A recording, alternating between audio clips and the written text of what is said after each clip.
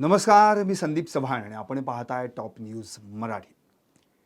सध्या भारत आणि पाकिस्तान यांच्यात युद्ध होणार अशी चर्चा संपूर्ण जगभरात आहे आणि तशा पद्धतीची तयारी भारताकडून देखील केली जाते आणि पाकिस्तान नेहमीप्रमाणे आम्ही देखील सज्ज आहोत अशा प्रकारच्या डरकाळ्या फोडल्या जात आहेत पाकिस्तानकडून. अर्थात या सगळ्या आत्तापर्यंतच्या त्यांच्या डरकाळ्या पाहिल्या तर यापूर्वीच्या सगळ्या वल्गना होत्या, पण यावेळी मात्र त्यांनी जरा जास्तीत जास्त अणुबॉम्बचा वापर करू अशी एक मोठी वल्गना करण्याची धमकी त्यांनी प्रत्येक वेळी दिली आहे. त्यांच्या नेत्यांकडून असं देखील म्हटलं जात आहे.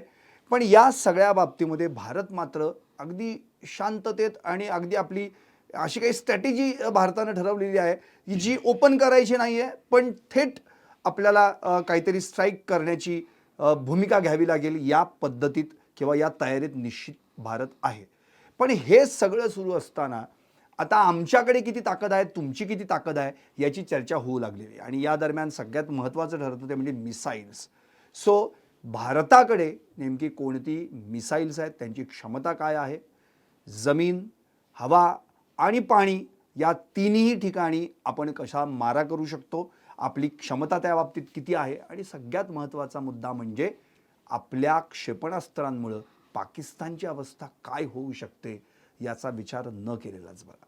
त्यामुळं या क्षेपणास्त्रांची आग पाकिस्तान होईल बेचिराख असंच लाईव्ह मला यावेळी करावंसं वाटतंय. आणि अर्थातच या लाईव्हमध्ये माझ्यासोबत आहेत ज्यांना गन एक्सपर्ट म्हणून ओळखलं जातं, अर्थातच निवृत्त सिनियर सायंटिस्ट म्हणजे वरिष्ठ शास्त्रज्ञ आणि सगळ्यात महत्त्वाचं म्हणजे ARDE म्हणजे ज्याला आपण armament research and development establishment असं जे म्हटलं जातं, जे पुण्यामध्ये कार्यरत आहे, त्याचे माजी समूह संचालक म्हणून ज्यांनी काम केलं आहे ते काशीनाथ देवधर सर आज आपल्या स्टुडिओमध्ये आहेत. देवधर सर, आपलं टॉप न्यूज मराठीमध्ये हार्दिक स्वागत. नमस्कार. सर, म्हणजे अर्थातच ज्यावेळी युद्ध आणि अशा काही स्ट्राईक वगैरे घटना घडतात तेव्हा तुमच्यासारख्या जाणकार लोकांना आम्हाला स्टुडिओमध्ये आणावं लागतं आणि आपल्या सगळ्या प्रेक्षकांनाही माहीत करून द्यावं लागतं की नेमकी परिस्थिती काय आहे भारत पाकिस्तानची. आत्ताच्या घडीला भारत आणि पाकिस्तान हे ऑर जर झालंच तर आपली आणि पाकिस्तानची ताकद काय असेल याच्यावर चर्चा होते. मला तुम्हाला पहिला हाच प्रश्न विचारायचा जो आमच्या सगळ्याच सामान्य प्रेक्षकांच्या मनात आहे की हे युद्ध होईल का आणि झालं तर त्याची नेमकी स्ट्रॅटेजी काय असेल.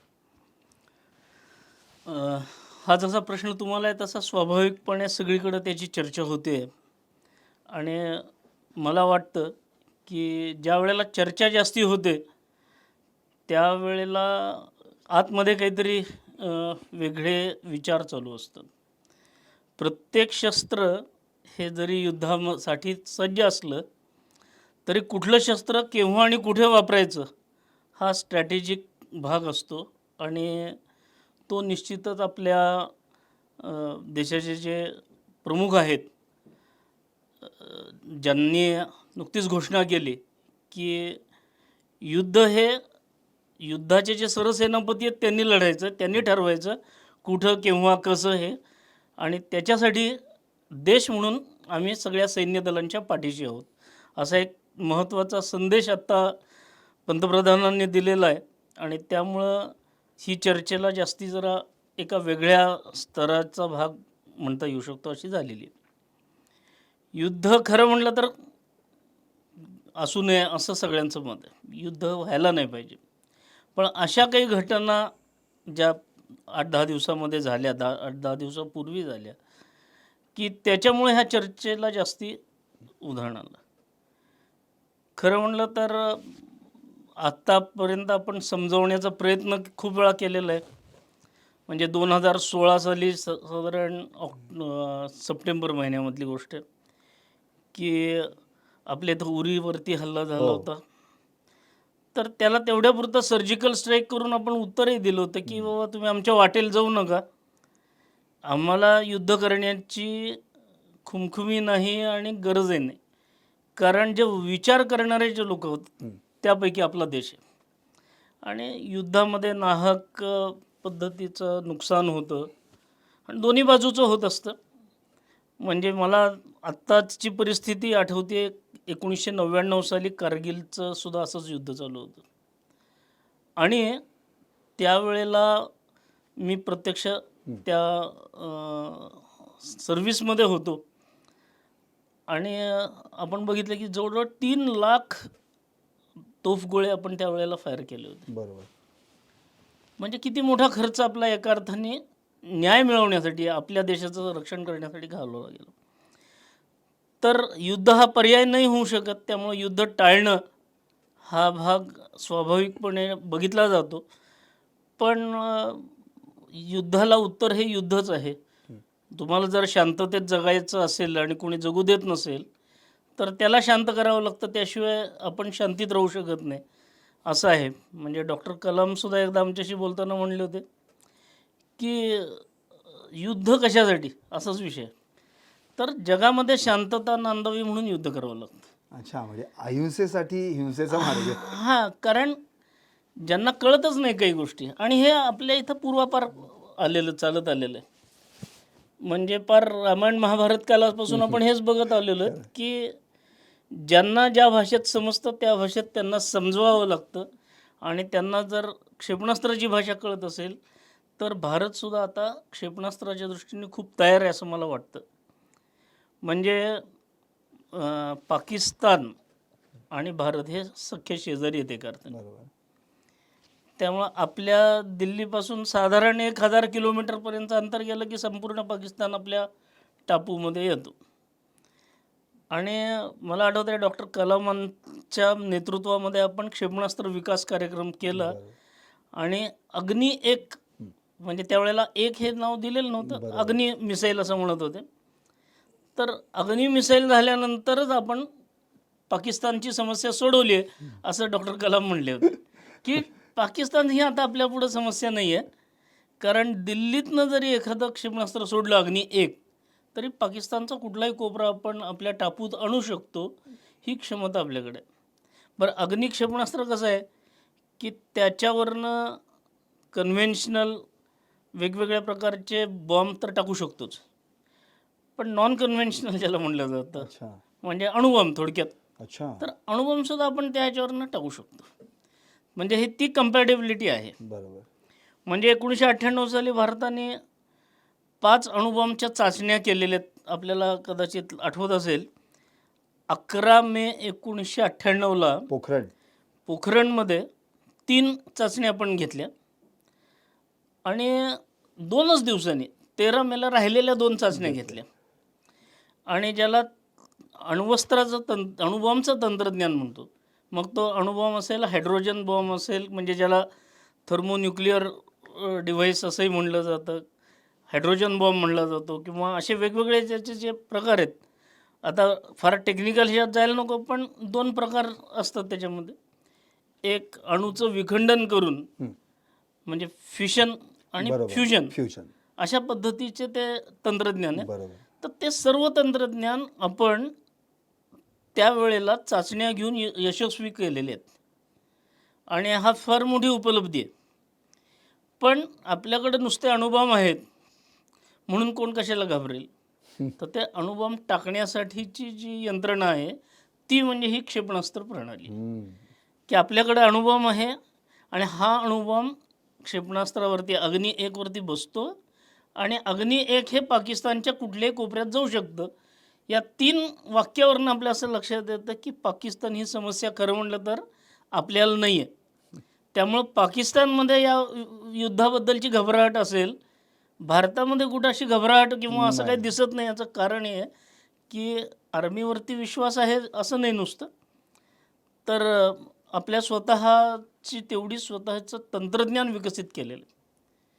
हा एक फार महत्त्वाचा टप्पा आपण 1988-89लाच पूर्ण केलेला आहे करत. आणि आता तर त्याच्या पुढं 30 वर्ष होऊन गेली. बरोबर. ह्या 30 वर्षामध्ये आपण इकॉनॉमिकली सुद्धा ते कसं चांगलं होईल, आहेत ती क्षेपणास्त्र चांगल्या पद्धतीने त्याची ॲक्युरसी असेल, कन्सिस्टन्सी असेल, स्पीड असेल, किंवा ह्या सगळ्या गोष्टी आपण इम्प्रूव्ह करत नेल्या. तंत्रज्ञान जिथं जिथं आपण कमी होतो ते सगळं फिलअप करत गेलो. म्हणजे खरं सांगायचं म्हटलं तर डॉक्टर कलामांच्या काळात आपण 5 क्षेपणास्त्र विकसित केली होती. ती 5ही क्षेपणास्त्र आता सध्याच्या काळामध्ये आउटडेट झालेली आहेत एखाद्या बरोबर. कारण ती त्या काळातली आहेत. हो. पण डॉक्टर कलामांनी जो काही पाया घातला त्या निमित्ताने, म्हणजे त्याच्या आधी आपल्याकडे क्षेपणास्त्र आपण बाहेर आणत होतो विकत. पण हा जो पाया घातलेला आहे क्षेपणास्त्राचा, त्या पायाच्या आधारावरती आज मात्र जगामध्ये सर्व प्रकारची क्षेपणास्त्र करण्याची क्षमता भारताची हे आता आपण सिद्ध केलेलं आहे. लेटेस्ट टेक्नॉलॉजी जे बोलते ते म्हणजे हायपरसॉनिक टेक्नॉलॉजीचं जे क्षेपणास्त्र आहे त्याच्याबद्दल बोलते. तर हायपरसॉनिक म्हणजे काय, तर थोडक्यात असं आहे की आपण जो बोलतो त्याचा आवाजाला काही गती आहे. बरोबर. त्या आवाजाच्या कितीपट गतीने ते क्षेपणास्त्र जातं अच्छा. ह्याच्या मेजरमेंटसाठी त्याला एक मॅक नंबर असं म्हणलं जातं सगळ्या त्या टेक्निकल भाषेमध्ये. तर आवाजाच्या दुप्पट गतीमध्ये, तिप्पट गतीमध्ये जे सगळी क्षेपणास्त्र जातात, म्हणजे आवाजाच्या गतीपेक्षा जास्ती गतीने धावणारी, फ्लाय होणारी क्षेपणास्त्र, त्याला सुपरसॉनिक क्षेपणास्त्र असं म्हणतो. म्हणजे आपण ब्रह्मोस जे आहे. हां, तर त्याला सुपरसॉनिक क्षेपणास्त्र म्हणतो. पण आवाजाच्या 5 पटीपेक्षा जास्ती वेगाने जाणारी जी आहेत त्याला हायपरसॉनिक वेलोसिटी म्हणतात. बरं. आणि त्यावेळचा रिजिम सगळा वेगळा असतो, कारण हायपरसॉनिक वेलोसिटीने एखादी गोष्ट हवेतनं जेव्हा जाते त्यावेळेला हवेशी होणारा त्याचा घर्षण असेल किंवा हे असेल, त्याला सगळ्या लोडला म्हणजे थर्मल लोडिंग असतं, बाकीचे लोडिंग असतात, हे सगळं टिकण्यासाठी आवश्यक असणारं तंत्रज्ञान त्याच्यासाठी लागतं. ते आपण आता विकसित केलेलं आहे आणि त्याच्याही 2-3 चाचण्या यशस्वी केलेल्या आहेत. त्यामुळं सर्व प्रकारची क्षेपणास्त्र आपण आता आपल्या देशामध्ये आपल्या तंत्रज्ञानाने करू शकतो, ही आत्ताची भारताची क्षमता आहे. आणि त्यामुळं पाकिस्तान हा विषय खरं म्हटलं तर नाही आहे, कारण डॉक्टर कलामांच्या काळातच तो आपण पूर्ण केलेला आहे टप्पा. पण युद्ध झालं तर काय, असा जो प्रश्न आहे, तर युद्धामध्ये छोट्या छोट्या गोष्टीसाठी लगेच काय मिसाईल काढू शकत नाही आपण. म्हणजे जिथं चाकूचं काम आहे तिथं चाकूनीच काम केलं पाहिजे, जिथं बंदुकीचं काम आहे तिथं बंदूक वापरली पाहिजे. या न्यायाने युद्धामध्ये लागण्यासाठी अनेकविध शस्त्रास्त्र लागत असतात. या शस्त्रास्त्रांमध्ये जर आपण बघितलं तर काही पर्सनल वेपन्स असतात की जी व्यक्तिगत पातळीवरती 1 to 1 जेव्हा फाईट करायची असते त्यावेळेला वापरली जातात. मग त्याच्यामध्ये पिस्तूल, रायफल वगैरे अशा पद्धतीचे सगळे. मग त्याच्या पुढं जायचं असेल तर LMG, RMG आपण शब्द ऐकतो की लाईट मशीन गन आहे, हेवी मशीन गन आहे, मीडियम मशीन गन आहे, अशा पद्धतीचे वापरतात. दुसरं प्रकारचं शस्त्र लागतं त्याला म्हणतो आपण गटशस्त्रे. म्हणजे प्रत्येक जवानाला दिलं असतं ते रायफल अशी छोटी शस्त्र असतात, त्याला आपण लघुशस्त्रे असं म्हणू. बरोबर. ही जी गटशस्त्रे आहेत त्याच्यामध्ये प्रामुख्याने मॉर्टर बॉम्ब टाकण्याची क्षमता. मॉर्टर हे एकदम सिम्पल असणारं वेपन आहे, पण अजूनही तेवढंच इफेक्टिव्ह आहे. म्हणजे एखाद्या बिल्डिंगच्या मागं, एखाद्या टेकडीच्या मागं असणाऱ्या शत्रूवरती सुद्धा हल्ला केला जातो. ह्याला हाय ट्रॅजेक्टरीने मारा करण्याची क्षमता याच्यामध्ये असते. म्हणजे त्याला आपण एका अर्थाने इनडायरेक्ट फायर म्हणू, बरोबर. की शत्रू दिसत नाही आपल्याला, पण पण माहिती आहे आपल्याला शत्रू तिथे आहे, हां. हल्ला केला आणि ते करू शकतो. त्यामुळं पर्वतरांगांमध्ये जे युद्ध चालतात त्याच्यामध्ये मॉर्टर्स मॉर्टरचा उपयोगी पडतात. तर आपल्याकडं स्वतःच्या मॉर्टर्स आहेत. प्रत्यक्ष एका माणसाविरुद्ध अनेक जणांचं युद्ध असेल म्हणा, किंवा ज्याला ऑड सिच्युएशन असते की बंकरमधनं तुमच्यावर हल्ले चालू आहेत, तर बंकरच फोडायला पाहिजे. अशा वेळेला बंकर विरोधी ॲम्युनिशन फायर करता येईल अशी खांद्यावर ठेवून फायर करणारी तोफ असेल, त्याला आपण रॉकेट लॉन्चर असं आपल्या ह्याच्यामध्ये म्हणतो, त्याचा वापर करता येऊ शकतो. तर हे सगळ्या प्रकारची जी क्षेपणास्त्रांच्या बरोबरीने लागणारी शस्त्र आहेत युद्धासाठी, ती आता सध्या आपण स्वदेशी बनावटीची बनवलेली आहेत, स्वतःची आहेत. आणि चांगल्या बातम्या एवढ्यात येत आहेत की आपण आपल्या सैन्यासाठी तर देतोच आहोत, पण आता एक्सपोर्टसुद्धा करतो. बरोबर. म्हणजे एक महत्त्वाचा घटक युद्धामध्ये असतो तो म्हणजे रणगाडा. रणगाड्याचा वापर हा प्रामुख्याने तुम्ही 71ची लढाई बरोबर. ऐकली असेल, इव्हन 65ची लढाई 65 आपण मध्ये. बघितली तर त्यामध्ये रणगाड्यांचा खूप मोठ्या प्रमाणावर वापर झाला होता. आत्तापर्यंत आपण रणगाडे सगळे परदेशातनं आणत होतो, अन्य देशाकडनं आणत होतो. पण भारताचा अर्जुन नावाचा रणगाडा तयार आहे. नुसता तयार नाही तर त्याच्या 118 अर्जुन रणगाड्या ऑलरेडी आपण सेनेकडे सुपूर्द केलेले आहेत. म्हणजे मला गमतीने असं वाटतं की ती घटना आहे ती 14 फेब्रुवारी 2021ला 118 रणगाड्या आपण आर्मीकडे देत होतो त्यावेळेला. तर त्या 14 फेब्रुवारीवरनं मला सहज मनात आलं की ही आपल्या देशाकडनं आर्मीला दिलेली व्हॅलेंटाईन गिफ्ट आहे. गिफ्ट आहे. कारण 14 फेब्रुवारी बरोबर. असा हे असल्यामुळे. पण आता 7,500 कोटीपेक्षा जास्ती खर्च करून आपण अजून 118 रणगाडे बरोबर. तयार करणं आणि हे सगळे स्वदेशी देशात तयार करणं असं चालू आहे. त्यामुळं आपल्या स्वतःचं तंत्रज्ञान असेल तर इकॉनॉमिकली सुद्धा आपल्याला कसा फायदा होतो हे आपण कारगिलच्या वेळेला बरोबर. बघितलेलं आहे. बरोबर. कारगिलच्या वेळेला मगाशी मी उल्लेख केला की जवळजवळ सगळे म्हणून 3 लाखापेक्षा जास्ती तोफ गोळे आपण फायर केले. म्हणजे गोळ्या बिळ्या तर मी मोजत नाही, पण तोफ गोळे म्हणून ज्याला म्हणतो. त्यावेळेला आपल्याकडं बोफोर्स नावाची जी तोफ होती, जी स्वीडनकडनं घेतली होती. तर मी प्रत्यक्ष आकडे सांगत नाही, पण अंदाज येण्यासाठी त्याचा फरक सांगतो की समजा एक तोफगोळा आपल्याला 10,000 रुपयाला मिळत होता. युद्ध चालू झाल्यानंतर तोच तोफगोळा आपल्याला 1.5 लाख रुपयाला 2 लाख रुपयाला घ्यावा लागला. अच्छा. म्हणजे 15 पट 20 पट किमतीत आपल्याला तो घ्यावा लागला. या 3 लाख तोफगोळ्यांच्यापैकी जे तोफगोळे आपण परदेशातनं आणावे लागले आपल्याला, ते कशा पद्धतीने आपण पैसा वाया घालवला. त्यावेळेला आपले पंतप्रधान होते देशाचे अटल बिहारी वाजपेयी. तर वाजपेयींनी DRDOमध्ये आम्हाला त्यावेळेला असं सांगितलं की बघा, युद्ध लागलं की एक म्हणजे आपण दुसऱ्या देशांवरती अवलंबून राहावं लागतं आपल्याला. कारण त्यांच्याकडनं आपण शस्त्रास्त्र घ्यायची म्हणलं की त्यांनी दिली तर ठीक आहे, नाही दिली तर काय करणार, मग अन्य शोधत बसा, मित्र शोधत बसा. तर त्यामुळं किमान डिफेन्समध्ये आपलं आपण स्वतःच्या ताकदीवर उभं राहिलं पाहिजे. हा 1998चा जो अणुस्फोट झाला ना, त्यावेळेला जगातल्या सर्व देशांनी आपल्यावर सँक्शन्स लावले, बहिष्कार टाकला. बरोबर.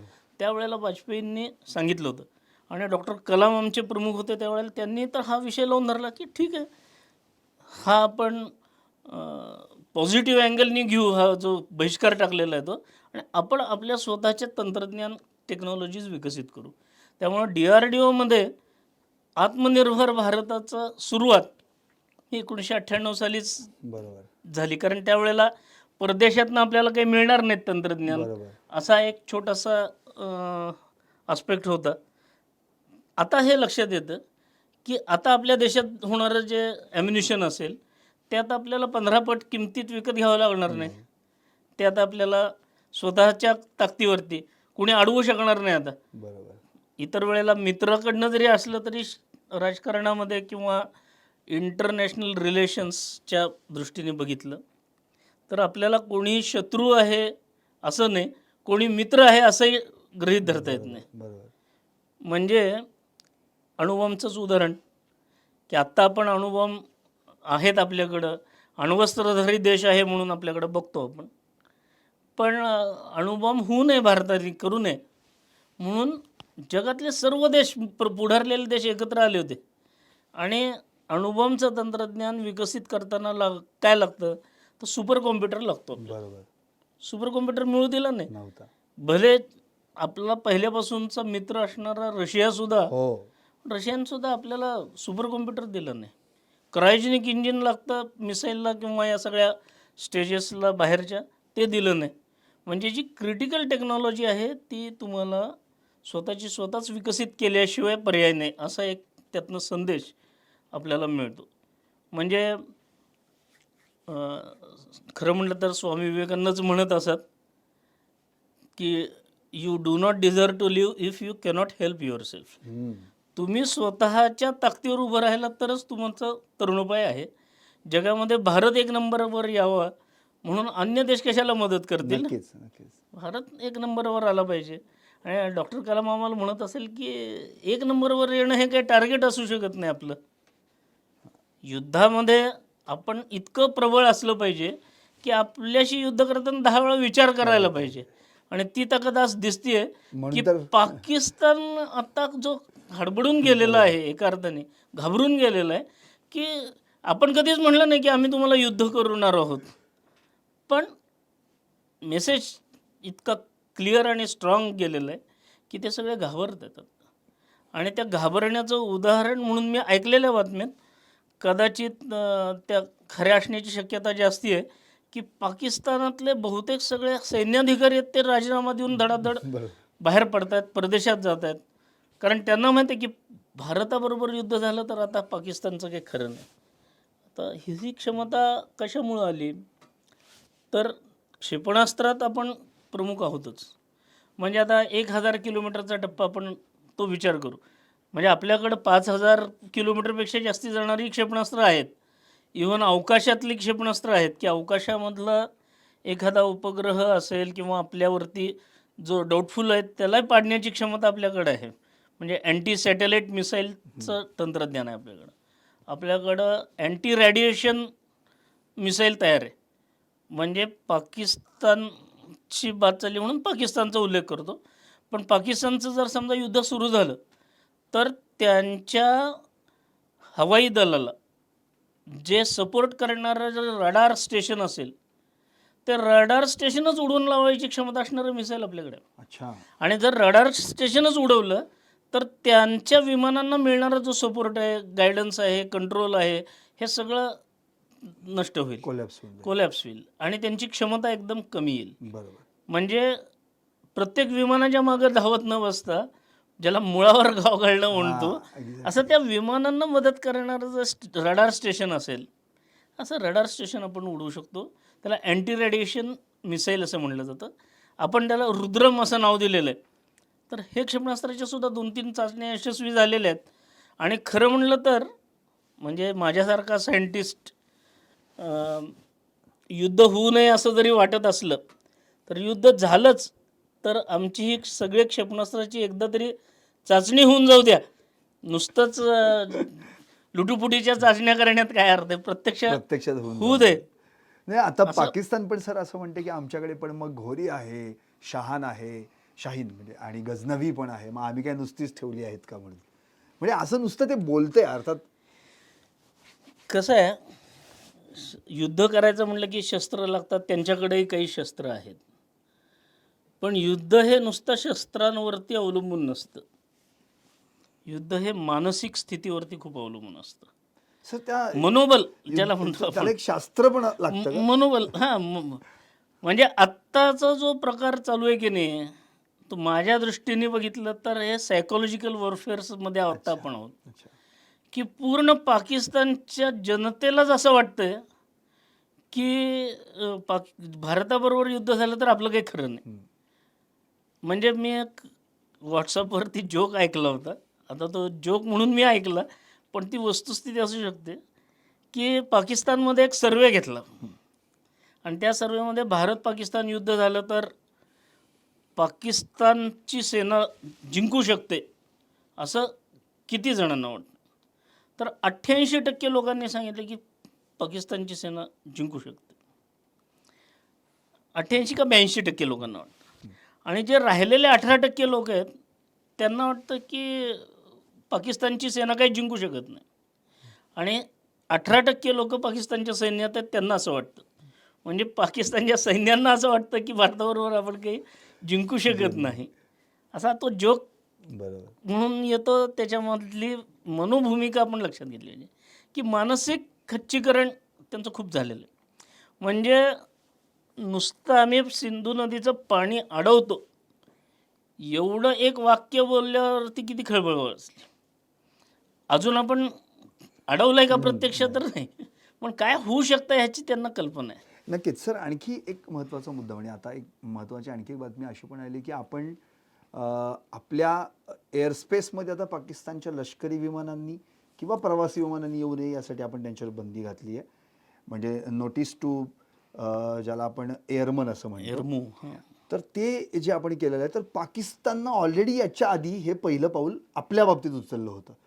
पण भारताने लगेच त्याला रिॲक्ट नाही केलं. भारताने देखील काही एक 5-6 दिवस जाऊन दिले आणि मग ठरवलं की नाही आता तुमच्यासाठी पण बंदी राहील. तर भारत आत्ता जे म्हणजे मी तर म्हणतो पहिलगाम जर आपण आता पाहिलं तर साधारण 8-9 दिवसांचा काळ गेला, एक आठवडा झाला. पण भारताची जी मूव आहे ना ती जणू आपण म्हणतो ना म्हणजे सिंह 5 पावलं मागं जातो आणि मग ज्याला सिंहावलोकन आपण म्हणतो, अगदी शांत. आणि म्हणजे पाकिस्तानला हे कळले ना की भारत काय नक्की काय करणार आहे करणार आहे. नेमकं. कारण की एरवी आपण उरीला जेव्हा हल्ला झाला लगेच आपण त्या ठिकाणी पार पाकिस्तानात घुसून आपण त्या ठिकाणी जाऊन बालाकोटला आपण बालाकोटवर हवाई हल्ला हवाई केला हल्ला होता केला, तो त्या सर्जिकल ह्याच्यामध्ये. केलं पुलवामाच्या वेळी. तर हे सगळं आपण अगदी तात्काळ उत्तरं दिली. पण आत्ता असं भारत नेमकं काय पाऊल उचलतोय हे मी तर म्हणतो की भारतीयांना सुद्धा अजून ते माहीत नाहीये. फक्त इतकंच आहे की अरे हा उत्तर यावेळी द्यावं लागणार आहे आणि आपण देणार आहोत, आपण सज्ज आहोत त्यासाठी. ती नेमकी काय म्हणजे ही एक दिस इज अ माइंड गेम आहे हा. नाही, नक्कीच हा माइंड गेम आहेच. मी मगाशी म्हटलं की सायकोलॉजिकल वॉरफेअर. तर शत्रूचं मनोबल खच्ची करणं आणि त्यांची झोप उडवणं एका अर्थाने सध्या चालू अगदी आहे. तुम्ही बरोबर शब्दप्रयोग केला. कारण की झोप काही उडवणं. दिवसांपूर्वी हां, बातमी अशी आली आहे हां. की पाकिस्तान रात्रभर सैन्य झोपत नाहीये, झोपत नाही. गिरट्या घालतात त्यांच्या याच्यावर. याचं कारणच असं आहे की आपली शस्त्रसज्जता सर्व बाजूनी आहे. चहूबाजूने आपण सज्ज आहोत. त्यामुळे त्यांनाही चहूबाजूने लक्ष ठेवावं लागतं. 1971चं युद्ध तुम्हाला आठवत असेल तर 3 डिसेंबरला सुरू झालं आणि 4 डिसेंबरला आपल्या नेव्हीने इतका पराक्रम केला की म्हणजे दुसऱ्याच दिवशी लाहोरवरती हल्ला केला आणि 8 दिवस पुढं लाहोरमधलं जे फ्युएल डंप किंवा जे आहेत पेट्रोल डिझेल किंवा असे जे ते 8 दिवस जळत होते पुढं. अरे म्हणजे काय. आणि त्यामुळं आपण खरं म्हटलं तर 4 डिसेंबर हा त्या दिवसापासून नौसेना दिवस म्हणून साजरा करतो असं आहे. तर त्यावेळेला लोक असणाऱ्या तत्कालीन ज्या काही साधनसामुग्री आहे, युद्धनौका आहेत, त्याचा वापर करून आपण ती विनाशिका असेल किंवा हे असेल त्यांनी हल्ले केले, मिसाईलचे हल्ले केले. ते मिसाईल हल्ले करत असताना जर बघितलं तर शत्रू हा पाण्यातनं हल्ला करून सुद्धा योगायोगाने पाकिस्तान आणि भारताची समुद्र सीमा पण आहे, समुद्राचं सुद्धा कनेक्शन आहे. बरोबर. म्हणजे त्याचाच गैरवापर करून फायदा घेऊन अजमल कसाब आणि हे 26-11 सगळे आणि 26-11चा जो बरोबर. होता तर केलेला आहे. तर तो अनुभव असल्यामुळं पहिला हल्ला सेनेने केला, पहिल्या भूसेनेने केला उरीच्या वेळेला, दुसरा वायुसेनेने केला पुलवामाच्या वेळेला. पुलवामाच्या वेळेला. त्यामुळं आता काय अशी जेव्हा हे येते त्यावेळेला सतर्कतेने सगळे लोक विचार करताना नौदलाचा सुद्धा पर्याय आहे का असा विचार करतात. नक्की. आणि आता आपल्याकडे आणि INS विक्रांत आणि काय म्हणजे जबरदस्त सामर्थ्य असलेली. हां, तर तो सुद्धा एक महत्त्वाचा टप्पा आपण आता गाठलेला आहे. अच्छा. तुम्ही आत्ता उल्लेख केला INS विक्रांतचा. बरेच वर्ष आपल्याकडच्या ज्या सगळ्या युद्धनौका होत्या त्या परदेशातनं विकत आणलेल्या होत्या. पहिली INS विक्रांत जी होती, जी बाहेरनं परदेशातनं आणलेली होती, ती साधारण 98-99च्या दरम्यान आउटडेट झाली, सेवेतून निवृत्त झाली. त्यावेळचे जे पंतप्रधान होते माननीय अटल बिहारी वाजपेयी, त्यांनी आपल्या देशातल्या सांगितलं की किती वर्ष आपण परदेशी लोकांवर अवलंबून राहणार. तुम्ही युद्धनौका, विमानवाहू युद्धनौका आपली स्वतःची तयार करा. आता आपल्याकडं काही त्याचं नॉलेज किंवा हे होतं अशातला प्रकार नाही, पण क्षमता मात्र सगळ्या आहेत. त्याचा वापर करून आपण ते काम सुरू केलं. मग त्याला लागणारं स्टील 26,000 टन स्टील लागलं त्याला. 26,000 टन स्टील, ते सुद्धा सीवर्दीनेस किंवा ज्या करोजिव्ह ॲटमॉस्फिअरमध्ये समुद्रामध्ये टिकायला पाहिजे. गंजता कामा नये. हां, गंजणं आणि त्याची स्ट्रेंथ कमी होऊन जाते गंजून किंवा हे होऊन. तर त्याला लागणारं स्टील आपण रशियाकडनं, चीनकडनं इतके वर्ष आणत होतो. तर DRDOची एक संस्था आहे, डिफेन्स मटेरियल रिसर्च लॅबोरेटरी म्हणून आहे, DMRL हैदराबादला आहे. तर या ह्याने DMR 249 या नावाचं एक स्टील स्वतःचं विकसित केलं की जे त्या तोडीचं किंवा त्याच्यापेक्षा सरस आहे. म्हणजे जे क्षमता लागतात त्या तोडीचं त्याचे जे क्वालिफिकेशन आहे, त्याची जी क्षमता आहे ते तयार केलं. आणि त्या तयार केल्यानंतर भारतातलं जे सेल म्हणून जे आहे किंवा स्टील अथॉरिटी ऑफ बरोबर, इंडिया जे बरोबर, म्हणतो आपण, बरोबर. त्याच्या अंतर्गत असणाऱ्या 5 मोठ्या कंपन्यांनी, फॅक्टरीजनी त्याचं प्रोडक्शन. पोलाद कारखाने ज्याला बरोबर, आपण बरोबर, म्हणतो, बरोबर. त्या पोलाद कारखान्यांनी 26,000 टनचं प्रोडक्शन केलं. आता त्यात सुद्धा प्रकार काय, 3 प्रकारचं स्टील त्यावेळेला लागेल. बरं. म्हणजे एक स्टील आहे ते समुद्राच्या पाण्याशी डायरेक्ट संबंध येणारा जो बरोबर. भाग आहे तिथं वापरलं. बरोबर. दुसरं एअर स्ट्रीप आणि वरचा जो डेक आहे त्याच्यासाठी बरोबर, वापरतात, की बरोबर. ज्याच्यावरनं लँडिंग टेक ऑफ बरोबर, केलं पाहिजे. बरोबर. पण 40 विमानं धारण करण्याची क्षमता क्षमता त्याची आहे. आहे. बरोबर, आता हे विमानांसाठी 2 धावपट्ट्या आहेत, एक शॉर्ट एक लॉंग. बरोबर. त्या विमानांना त्या ह्याच्यावर म्हणजे it is a floating aerodrome, floating city, असं मोठं हे आहे ते. 14 मजली ती आहे इमारत तिकडे. असल्यासारखा हो. तो सगळा हा भाग आहे. 1700च्या पेक्षा जास्ती नौसैनिक त्याच्यावर राहतात. त्याच्यामध्ये हँगर आहेत खाली. त्या हँगरमध्ये आपली ही जी 40 विमानं आहेत त्याचं रिफ्युएलिंग असेल, रिआर्मामेंट असेल, म्हणजे ज्याला लोडिंग म्हणतो आपण, सुसज्ज तयार करून खालनं ठेवली जातात. 2 लिफ्ट आहेत, त्यांनी त्याला वरती आणलं जातं डेकवर, आणि डेकवरनं ते टेक ऑफ घेऊ शकतात आणि लँड होऊ शकतात. अशा पद्धतीची हे आहे. तर ह्यातला 76% भाग हा इंडिजिनस आहे, हे सांगायचं वाव. भाग म्हणजे भारतातली इथं जे कोचीनची जी शिपयार्ड आहे हो, सगळ्यात मोठी ती कोचिंग आहे. कोचीनच्या शिपयार्डनी बनवलेली आहे बरोबर. ती. आणि मधल्या 10 वर्षाच्या काळात थोडासा डिले झाला, हे मिळालं नाही, ते मिळालं नाही, सरकारने प्रायोरिटी दिली नाही. पण नंतरच्या काळामध्ये त्यांना प्रायोरिटी दिली आणि आता आपण बघतो 4 वर्षापूर्वी 3 वर्षापूर्वी 3 सप्टेंबरला हो. त्याचं राष्ट्रार्पण झालं. बरोबर. आणि आज बातम्या अशा आहेत की ती आता खोल पाण्यात पण उतरवलेली आहे. त्यामुळं पण एक घबराट तयार झालेली की काय होईल त्या ह्याच्यात. कारण INS विक्रमादित्य आणि INS विक्रांत या 2 युद्धनौका आपल्या दोन्ही बाजूचे जे समुद्र आहेत त्याचं रक्षण करतात. व त्याच्यामध्ये कितीतरी प्रकारचे क्षेपणास्त्र पण, एकतर विमानवाहू असल्यामुळे विमानावरती हे आहेत, पण आता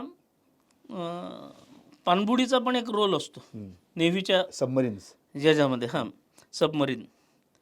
तर स्वतः न्यूक्लिअर एनर्जी वापर करून ते सगळं, ज्याला न्यूक्लिअर सबमरीन म्हणतो आपण, अशा क्लासची एक स्वतःची स्वतंत्र आपण एक विकसित केलेली स्वदेशी सबमरीन आहे, पाणबुडी आहे. त्याचं नाव अरिहंत. अरिहंत. हा. आणि ती इतकी यशस्वी झाली ते बाकीच्यांना माहीतसुद्धा नाही, पत्तासुद्धा लागला नव्हता आधी. आता आपण डिक्लेअर केलं की ती झाली म्हणून. आणि तशा 6 सबमरीन ऑलरेडी प्रोसेसमध्ये आहेत. वाव. त्याच्यासाठी लागणारा भाग आहे. आता हे सबमरीन सगळ्या क्षमता असणारा, सगळ्यात चांगल्या अशा आपल्या स्वतःच्या आहेत. त्यामुळं मी 1-2 उदाहरणादाखल हे सांगितलं. अनेक युद्धनौका छोट्या मोठ्या क्लासच्या ज्या असतात त्या आपण माझगाव डॉकयार्डला बनवतो, बरोबर. गोवा शिपयार्डला बनवतो, कोचीन शिपयार्डला बनवतो, आणि विशाखापट्टणमला एक आहे आणि कलकत्त्याला एक आहे. कलकत्त्याला एक ग्रीन रिच किंवा असं काहीतरी नाव होते, ब्रिटिशकालीनचं नाव आहे, पण तिथे शिपयार्ड आहे. तर या 5ही ठिकाणी मिळून आत्तापर्यंत 100 तरी किमान युद्धनौका आपण आपल्या बनवलेले आहेत.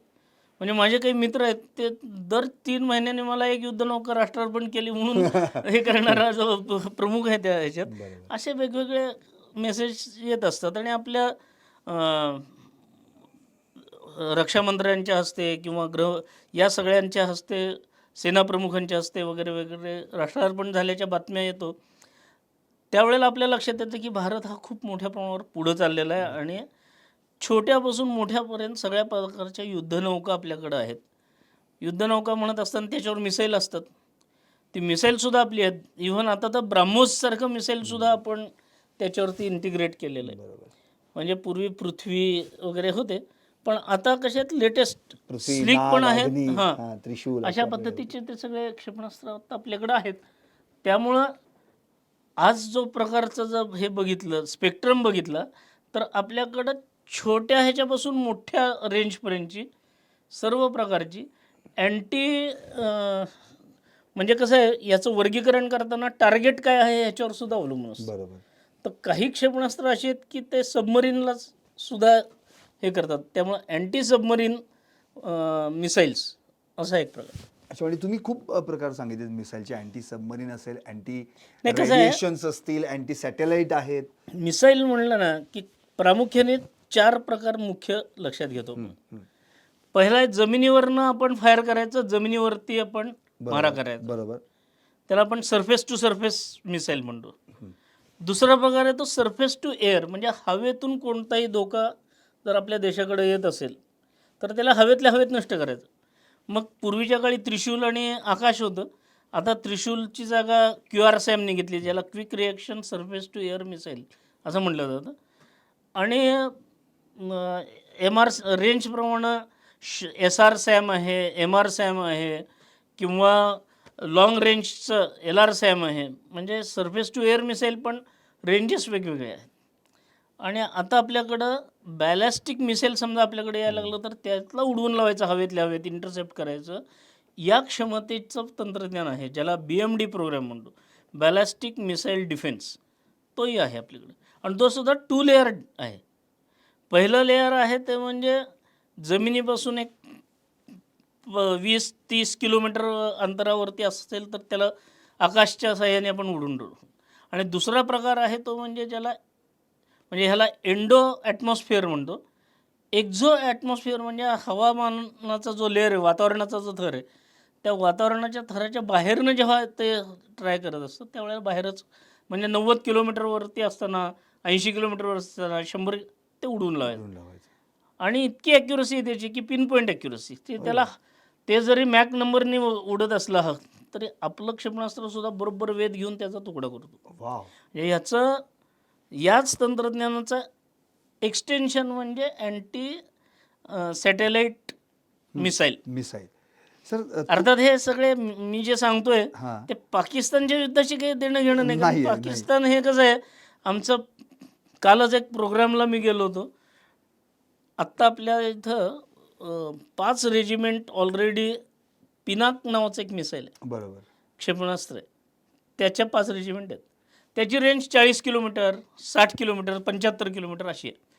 सर तुम्हाला एक अवॉर्ड मिळाला होता, त्याचं पिनाका पुरस्कार त्याचं नाव होतं. हा, त्या अवॉर्डचं नाव पिनाका होतं, पण ते काम भलतंच होतं. म्हणजे अच्छा.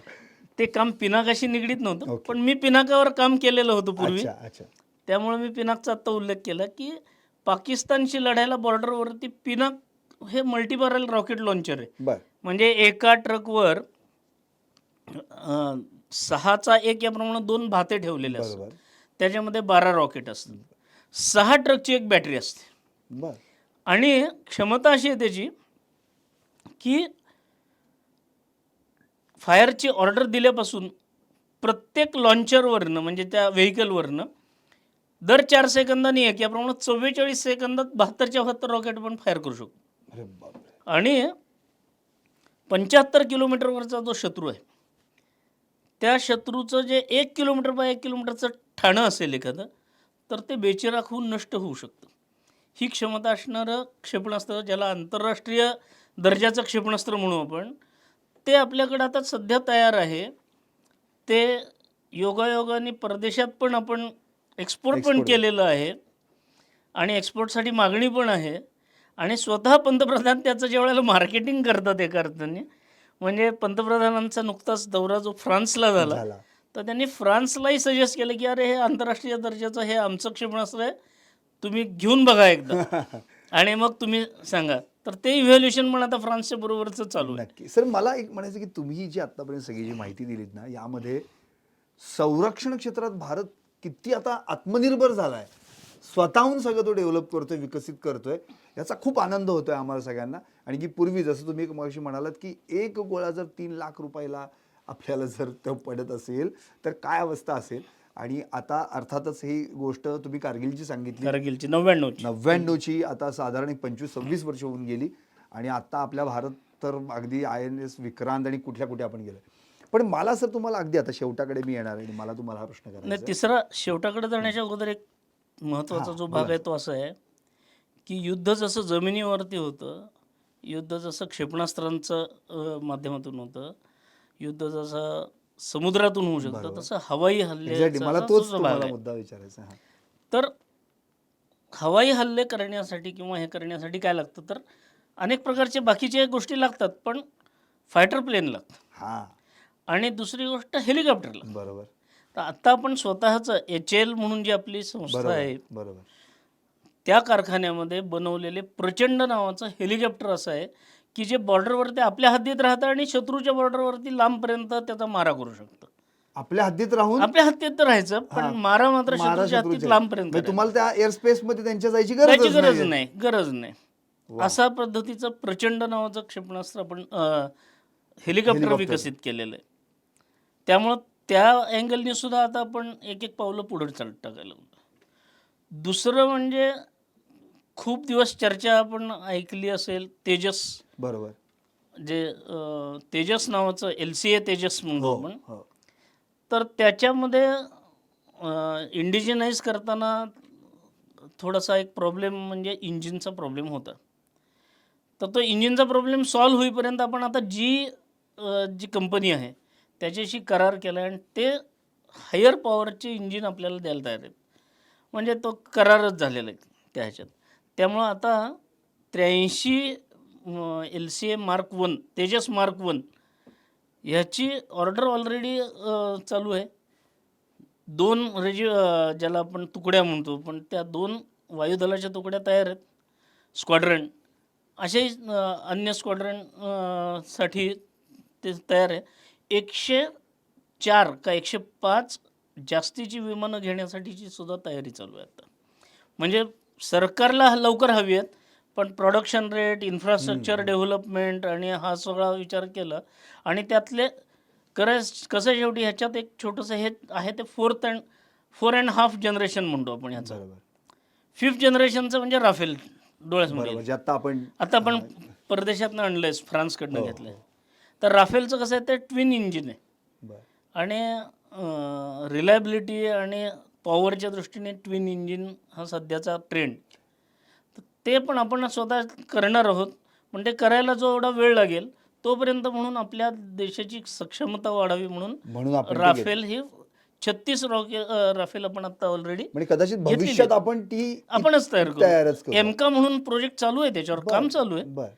कसं असतं युद्धाच्या ह्याच्यामध्ये अद्ययावत राहणं हा फार महत्त्वाचा भाग बरोबर असतो. आहे, बरोबर आहे. म्हणजे मला जुनी गोष्ट आठवते खूप, की माझी नियुक्ती डिफेन्समध्ये जेव्हा झाली त्यावेळेला तोफा तयार करणाऱ्या गटामध्ये मी होतो. बरोबर. पण त्यावेळेला आपण बोफोर्स तोफा खरेदी केल्या गरज म्हणून. हं.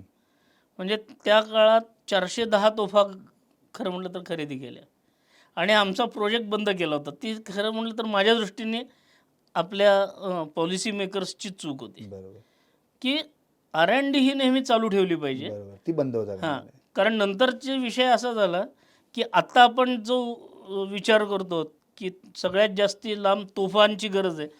तर बॉर्डरवर जशा हे पिनाकसारखं जे सिस्टीम आहे, हां, हां. तशा तोफासुद्धा आहेत आपल्या आणि ती बरोबर. पुण्यात भारत फोर्ज आहे हो, हो. किंवा टाटा आहे, हो. ह्यांना त्या ऑर्डर्स गेलेल्या आहेत आत्ता. आणि त्याचंच सेलिब्रेशन आम्ही काल केलं, जे म्हणलं, वाह! की 20,000 कोटी रुपयांची ऑर्डर्स दोन्ही मिळून, तोफा आणि पिनाक रॉकेट किंवा ह्या सगळ्यात.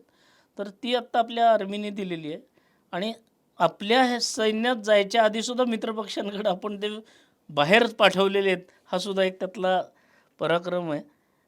एका अर्थाने भारत आता इतका सक्षम झालेला आहे. पण कलाम म्हणत असत, की आपल्याला क्रमांक 1 वर जायचं नाही आहे. कारण त्यांचं काय म्हणणं, की क्रमांक 1 वर ज्या वेळेला असू त्यावेळेला क्रमांक 2 वाला, 3 वाला, 4 वाला तुमचे पाय खेचणं, तुमच्याशी विरोध करणं हे चालू ठेवेल.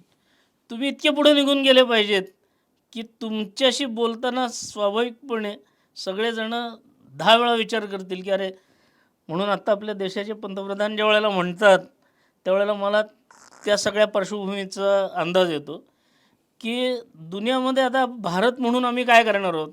तर ते म्हणले, की न हम आग झुका कर बात करेंगे. आता आपण एवढ्या ताकदीचे झालेलो आहोत, की डोळे म्हणजे असे झुकून हे करायची काही गरज नाही. न हम आग दिखा कर बात करेंगे. याचं कारण असं आहे, की आपली संस्कृती ती नाही आहे. बरोबर. आपण म्हणतो, की जसं आपल्याला जगायचा अधिकार आहे तसं तुम्हालाही जगायचा अधिकार आहे.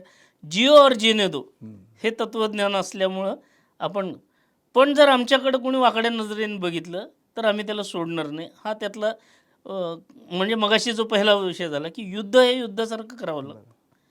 आणि तिसरा प्रकार आहे की सगळ्यांशी आम्ही आग से आग मिलाकर बात करेंगे. मग अमेरिका असू दे, रशिया असू दे, कुठलाही महासत्ता असू दे, त्यांच्याबरोबर बोलताना आम्ही बरोबरीच्या नात्याने बोलतो. आणि हे आज होताना प्रत्यक्ष पाहतो आपण. त्यावेळेला लक्षात येतं की भारताची ताकद कशी वाढलेली आहे. नक्कीच. आणि अ, सांगण्यासारखी खूप गोष्टी आहेत. एक छोटंसं उदाहरण म्हणून की मध्ये तुम्ही न्यूजपेपरमध्ये एक बातमी वाचली असेल की 2-3 वर्ष झाली असतील, आत्ता मला वेळ आणि तारीख लक्षात नाही. पण भारताचं एक मिसाईल, ब्राह्मोस मिसाईल चुकून फायर झालं मेंटेनन्स करताना किंवा हे करताना, आणि ते पाकिस्तानच्या हद्दीत 125 किलोमीटर आत जाऊन पडलं. आणि खरं म्हटलं तर असं कसं काय झालं म्हणतात. पण लगेच आपण मग ती चूक झाली आहे त्याच्यावरती एक हाय लेवल कमिटी बसवली, इन्क्वायरी बसवली, जो दोषी आहे त्यांना बघू वगैरे. पण त्यातनं एक काय झालं, तर ते जेव्हा मिसाईल पाकिस्तानमध्ये जाऊन पडलं, तर ते पाकिस्तानच्या कुठल्याच रडारला ते टिपता आलं नाही. म्हणजे आपण सांगितलं त्याच वेळेला त्यांना कळलं की अरे, आता यांचं मिसाईल आलंय म्हणून. मिसाईल आलंय म्हणून. आणि चीनी यंत्रणेचं ज्याला आपण रडार सिस्टीम म्हणू, ती पाकिस्तानकडे लावलेली आहे. हा, म्हणजे आपण ती याचा भेदली असं अर्थ म्हणतो. काय की हे क्षेपणास्त्र इतक्या ताकदीचं आणि इतक्या प्रभावीपणे जात आहे की ते चीनच्या रडारला सुद्धा सापडत नाही, हे सापडत त्यातनं नाही. सिद्ध झालं. खरं आहे. त्या चौकशीचं काय झालं काय नाही गरज नाही, पण आपल्या मात्र एक्सपोर्ट ऑर्डर्स निश्चितच वाढलेल्या आहेत. मी तुम्हाला एवढं म्हणजे सांगतो. जर ते म्हणजे तेव्हा तर चुकून झालं, आता तर ते जाणून बुजून सोडल्यावर काय होईल, काय होईल हा प्रश्न उपस्थित नाही, होतो. त्याला ब्रह्मास्त्र असंच म्हणलं जातं नक्कीच, म्हणून तर ब्रह्मास्त्र की म्हटलं. त्याचा जगातलं सगळ्यात जास्ती वेगाचं असणारं क्षेपणास्त्र असं त्याला म्हणलं सुपरसॉनिकच जातं. आहे ते. सुपरसॉनिक आहे. सुपरसॉनिकमध्ये सुद्धा ते सगळ्यात जास्ती सगळ्यात वेगाने जास्त जाणारं वेगाने आहे. आणि दुसरी गोष्ट, रशिया बरोबर आपण जॉईंटली ते तयार केलेलं आहे. बरोबर, बरोबर. त्यामुळं ब्रह्मपुत्र आणि मॉस्को मॉस्को असं या म्हणून ब्रह्मोस. दोन्हीचं मिळून त्याचं ब्रह्मोस. ते नाव सुद्धा ब्रह्मोस असं ब्रह्मोस, अशा अर्थाने आलं. पण पूर्वापार आपल्याकडं ब्रह्मास्त्र चालू असल्यामुळं त्याचा उल्लेख हा ब्रह्मास्त्र असाच केला जातो. याचं कारण त्याची करणीच तशी आहे. बरोबर. म्हणजे ज्या वेळेला आपले वैमानिक 2019ची गोष्ट आहे, चुकून पाकिस्तानच्या हद्दीमध्ये पडले डॉग फाईट करत असताना, त्यावेळेला कुठलाही जिवंत माणूस पाकिस्तानने आतापर्यंत सोडलेला नसताना परदेशातल्या लोकांनी, म्हणजे अमेरिकेच्या राष्ट्राध्यक्षांनी आणि त्यांनी पाकिस्तानच्या पंतप्रधानांना सांगितलं की नियमाप्रमाणे त्यांना सोडून द्या, नाहीतर तुम्ही भारत आणि ब्रह्मास्त्र जे काय होईल ते आम्ही त्याला काही राहणार नाही. ब्रह्मास्त्राचं नाव ऐकलं की काय होतं, तर त्याला व्यवस्थित आणून सोडलं, हे आपण सगळ्यांनी बघितलेलं आहे. नक्कीच.